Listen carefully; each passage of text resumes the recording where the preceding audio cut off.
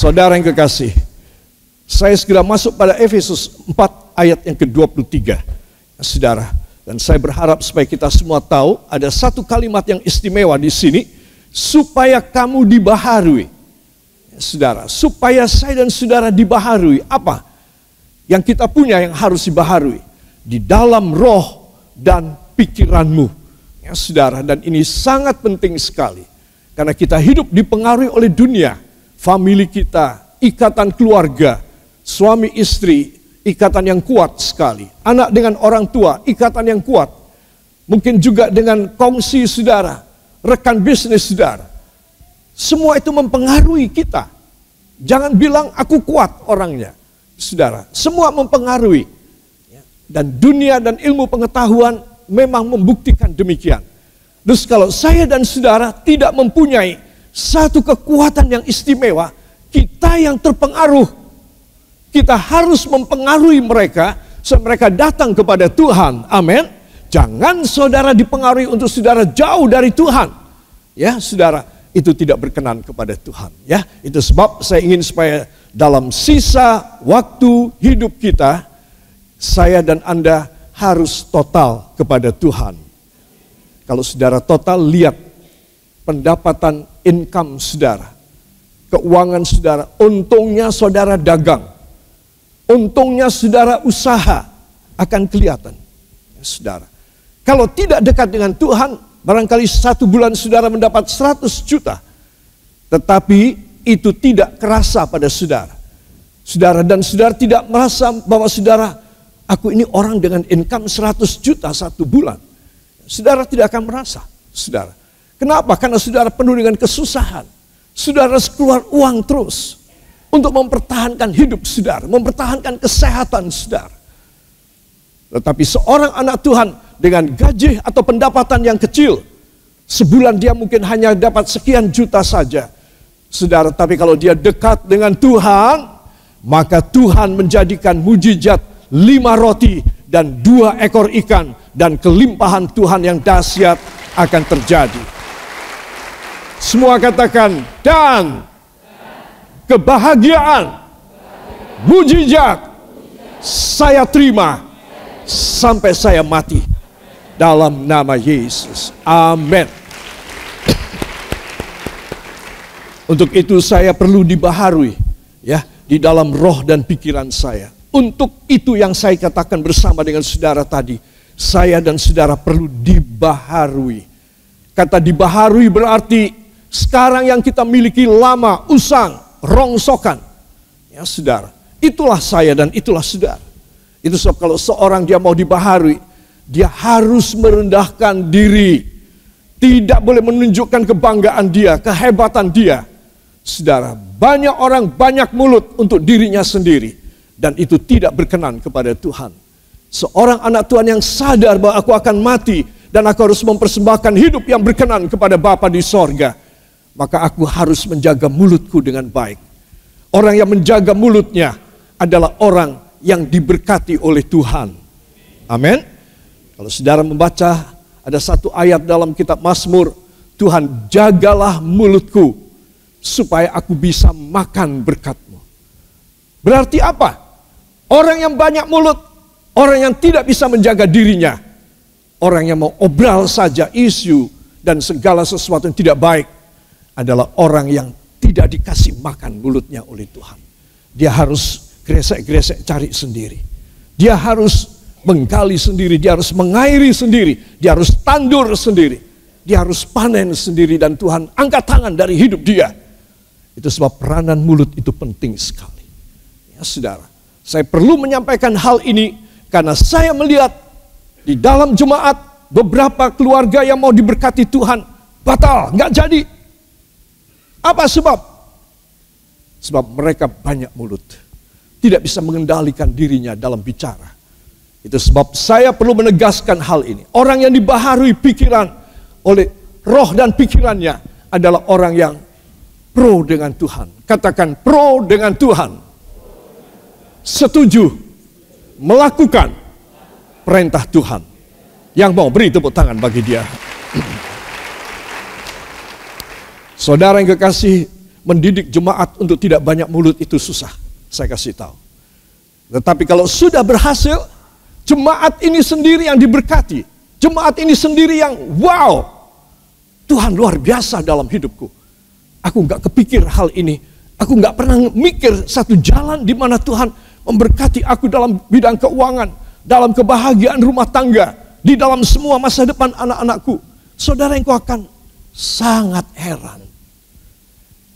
Karena apa yang engkau tidak siapkan dan tidak pikir, engkau terima dari Bapakmu di sorga. Karena apa? Karena engkau menjaga mulutmu. Orang yang bisa menjaga mulutnya adalah orang yang diberkati luar biasa oleh Tuhan. Yang mau beri tepuk tangan yang baik.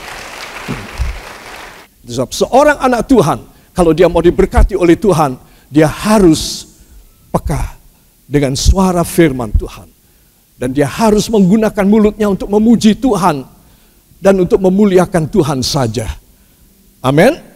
Saudara pakai dengan benar, Tuhan kasih yang benar sama saudara. Saudara pakai tidak benar, Tuhan biarkan yang nggak benar terjadi pada saudara. Itu yang papi mami saya ajar kepada saya ketika saya masih kecil. Roy, kalau lu nggak belajar, kalau kamu tidak belajar, kamu jadi pengemis. Kamu harus belajar. Saya tidak mau tidur siang. Setelah tidur siang harus belajar lagi.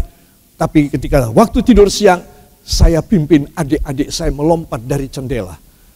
Dan kemudian memanjat pohon-pohon. Di belakang rumah itu ada pohon kedondong, pohon mangga. Ya, saudara, pohon pisang banyak sekali dan banyak pohon-pohon pohon belimbing. Saudara, dan saya pimpin dua adik saya untuk kita jadi tarsan-tarsanan.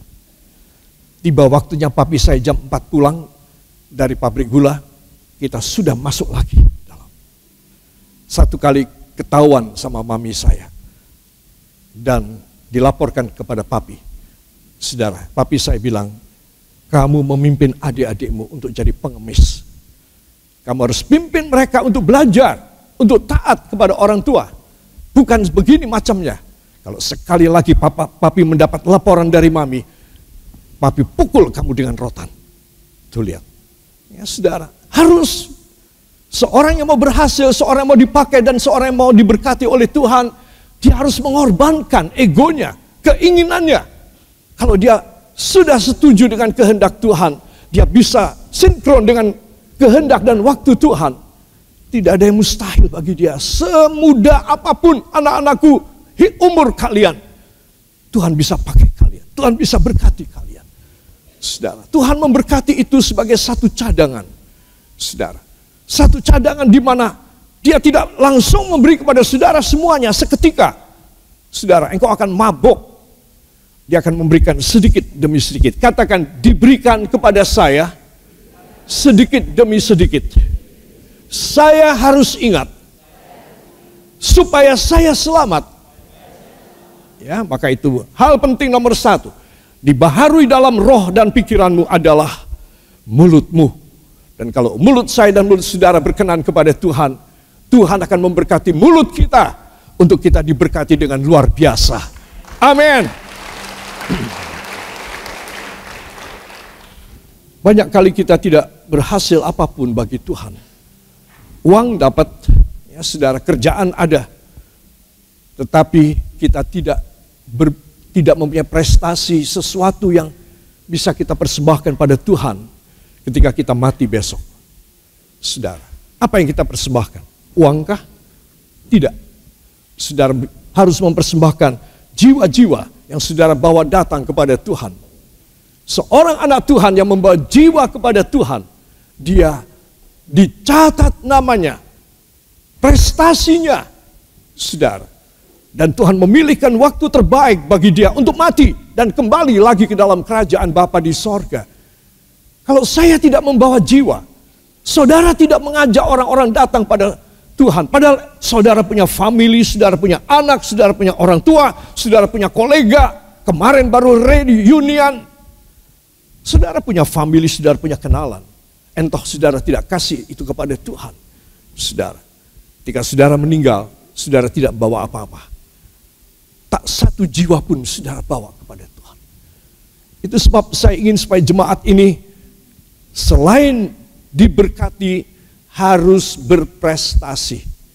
Katakan, saya selain diberkati harus berprestasi. Bila saya berprestasi, maka Bapa jatuh hati kepada saya. Yang mau beri tepuk tangan bagi dia. Saudara, di dalam Alkitab bahasa Greek atau Yunani, dibaharui, ditulis dengan kata ananeomai. Dan kata Alkitab ini tidak boleh dipakai untuk kata sehari-hari. Jadi ananeomai tidak boleh dipakai untuk umpamanya, oh aku membaharui rambutku, potongannya dari sini ke sana dan lain sebagainya. Oh aku membaharui rumahku. Nggak boleh pakai ananeomai, tidak boleh. Karena ini berkenaan tentang jiwa orang, pikirannya, rohnya, saudara, di hadapan Tuhan. Jadi ini kata yang sakral, kata yang kudus, nggak boleh dipakai sembarangan. Kalau hal yang luar biasa di mata Tuhan, saya nggak punya, saudara nggak punya, kita orang miskin, saudara.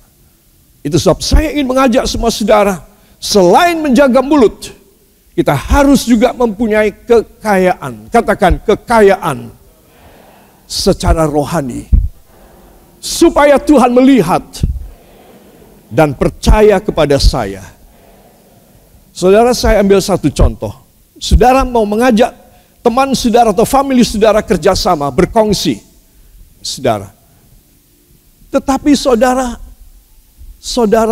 tidak mempunyai apa-apa. Orang yang saudara ajak kongsi, mikir dong. Kamu mau menang sendiri, kamu mau enak sendiri, kamu egois. Enggak deh sama kamu, saudara.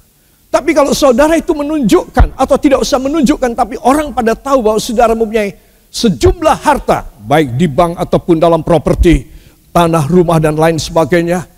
Saudara mengajak berkongsi, wah percaya aja. Oke Pak Roy, aku mau kongsi sama kamu. Ya saudara, karena dia tahu saya punya harta, saudara punya harta. Kalau saya tidak punya harta rohani di hadapan Tuhan, mana Tuhan mau percayai saya? Bisa disikat semua berkat dari Tuhan untuk saya pakai menurut hawa nafsu saya. Betul apa tidak? Itu sebab seorang yang mau dipercayai banyak, dia harus bisa dipercaya. Dan dia harus bisa menunjukkan, Tuhan, hamba mempunyai sesuatu prestasi di hadapan Tuhan. Dan Tuhan melihat, memang benar. Semua tercatat anakku, di dalam kerajaanku semua tercatat. Ya, don't worry and no worry. Semua apa yang kau kerjakan bagi jiwa-jiwa, semua tercatat di sorga. Ada juga anak Tuhan yang jahat, walaupun mukanya manis, tapi hatinya jahat. Justru dia membantai dan dia membunuh jiwa-jiwa untuk tidak datang kepada Tuhan. Umpama si A, si B, sekeluarga setia kepada Tuhan. Tetapi karena saya salah satu teman segereja, saya itu hatinya jahat, saya membuat dia mencelat keluar dari gereja. Dicatat dulu sama Tuhan. Tak kasih tahu dicatat sama Tuhan. Itu bukan pekerjaan enteng, menghilangkan nyawa orang dari satu gereja. Saudara, itu namanya membunuh jiwa dia. Itu sebab kenapa kita harus menjaga mulut? Supaya kita bisa mengawetkan orang-orang ini sampai dia meninggal, masuk dalam sorga atas nama saudara yang telah memenangkan dia. Saudara, seorang ananeomai, dia terlibat di dalam suasana sorgawi. Karena kosakata ini adalah kosakata sorga. Saudara, yaitu pembaharuan roh dan pikiran kita. Saya sudah jelaskan berapa puluh kali pentingnya pikiran dan roh kita dibaharui. Sekarang saya akan masuk bersama dengan Anda. Apa hasil orang menerima ananeomai dalam hidupnya? Lihat, hari ini saudara berkomitmen kepada Tuhan. Tuhan, hamba berjanji untuk hamba melakukan ananeomai. Besok Tuhan akan mencurahkan anugerah yang tidak tanggung dalam hidup saudara. Dan saya yakin besok perkara-perkara yang besar terjadi dalam hidup saudara. I must make clear before you all, and I must describe so clearly that anyone who using his or her mouth for some bad speaking, making issues and gossiping, and any other kind like that, has to be prepared for God's judgment and punishment. Therefore we have asked the Lord, God, cleanse my mouth, sucikan mulutku Tuhan. Because I know that you are hearing all my words. Karena Engkau selalu mendengar perkataanku ini Tuhan. Gak ada yang tersembunyi, gak ada yang ditutupin. Dia melihat, dia mendengar. Saudara, itu sebab dalam 1 Korintus disebutkan pasal yang kedua, bagaimana rahasia mujizat nanti saya sampaikan, bahwa Tuhan itu memberikan kepada kita apa yang mata belum lihat. Kenapa? Karena dia punya mata ngelihat. Apa yang telinga belum dengar. Mata yang tidak pernah lihat, telinga tidak pernah dengar. Karena mata dia selalu melihat, telinga dia selalu dengar. Sudah, itu sebab anak-anak Tuhan, untuk menerima mujizat itu mudah sekali. Semua katakan, asal saya menjaga mulut. Dalam nama Yesus. Amin. Dan dari pengalaman saya mendidik jemaat dan keluarga yang nurut sama didikan saya ini. Apa yang saya sampaikan dari firman, dia nurut, cepat diberkati, cepat diangkat. Gak lama-lama air matanya gak banyak banget. Ya, dia selalu bersyukur kepada Tuhan. Saben hari Tuhan mendesain dan Tuhan merancangkan apa yang aku mau beri kepada dia. Saudara, benar. Itu sebab dari perjalanan jemaat menjadi jemaat yang diberkati dan dipercaya oleh Tuhan, saya bisa menyimpulkan, hanya mereka yang menjaga mulutnya dengan baik, Tuhan cepat membaharui roh dan pikirannya. Kalau Tuhan cepat membaharui roh dan pikirannya, Tuhan cepat mengangkat dan memuliakan dia. Yang kepingin, beri tepuk tangan bagi dia. Saudara, slide ini sudah beberapa kali saya tayangkan dan saya ingin mengulanginya. Karena dari apa yang saya sampaikan dari awal sampai dengan detik ini sangat penting. Amin. Maka itu saya tuliskan di sini, supaya kamu dibaharui di dalam roh dan pikiranmu. Efesus 4:23, ananeomai. Saudara, ya, kalimat supaya kamu dibaharui itu ada makna yang istimewa. Dari terjemahan Alkitab bahasa Inggris oleh J.B. Rotherham dituliskan, and were to be getting young again in the spirit of your mind. Ya, saudara, disebutkan dan menjadi muda kembali.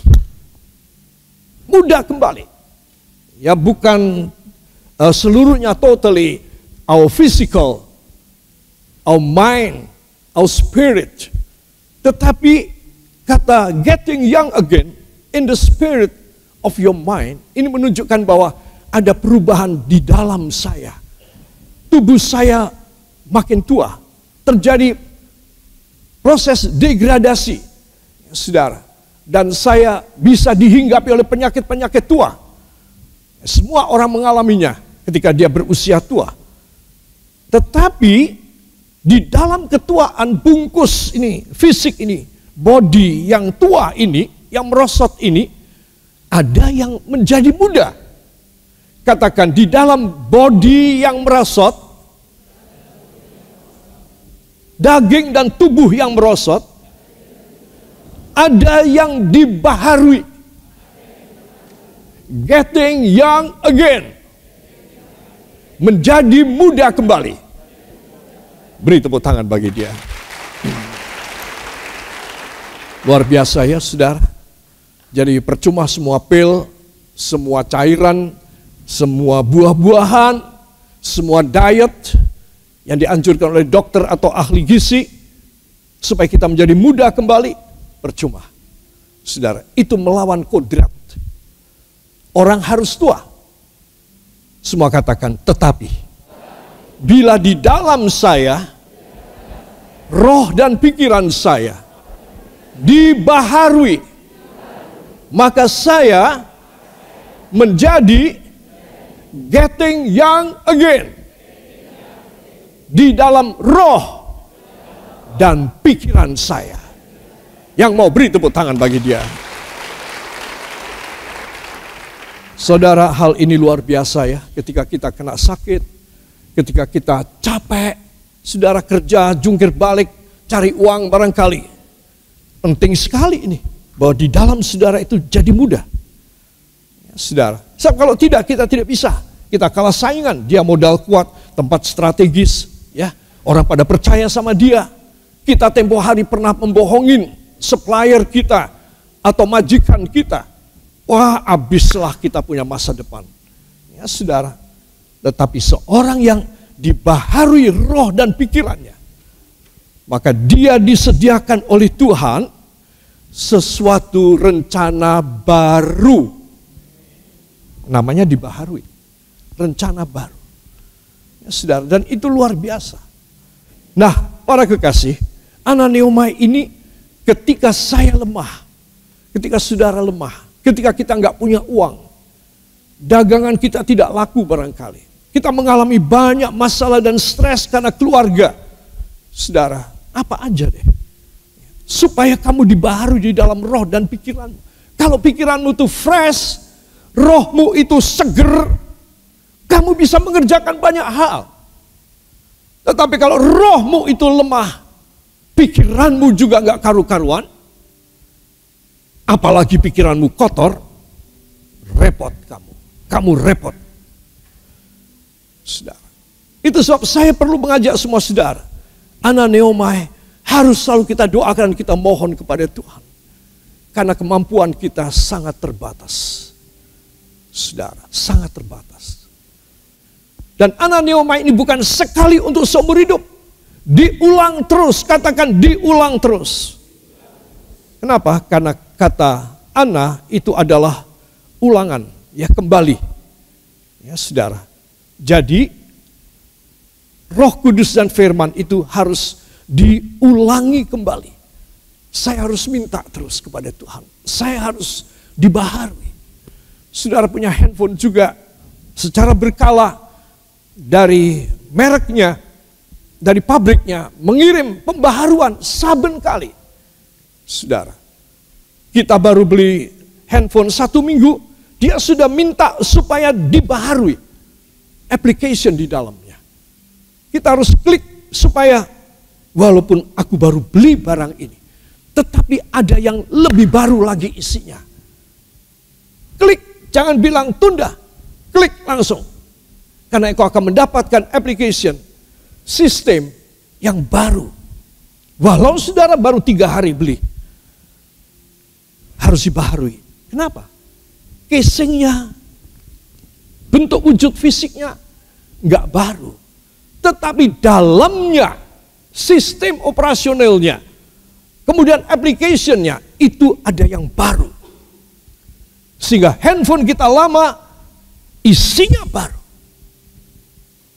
Hidup saya dan saudara makin tua, isinya baru dan segar dan kuat, berkatnya baru, fresh. Kenapa kita tidak fokus dengan Ananeomai? Untuk fokus pada Ananeomai, saudara harus setia dan dekat dengan Tuhan. Saudara maunya dekatnya dengan siapa? Dengan bos saya supaya saya dinaikin gaji. Dengan teman sebelah ini baik sekali dia, supaya kalau dia masak apa, bikin roti, saya dikirimin. Ya, saudara, engkau harus dekat dengan Tuhan, supaya engkau selalu mendapat pembaharuan. Sehingga kalau saudara mengalami sesuatu hal yang orang lain kerepotan, orang lain bilang mustahil, saudara bilang akan terjadi padaku tidak ada yang mustahil.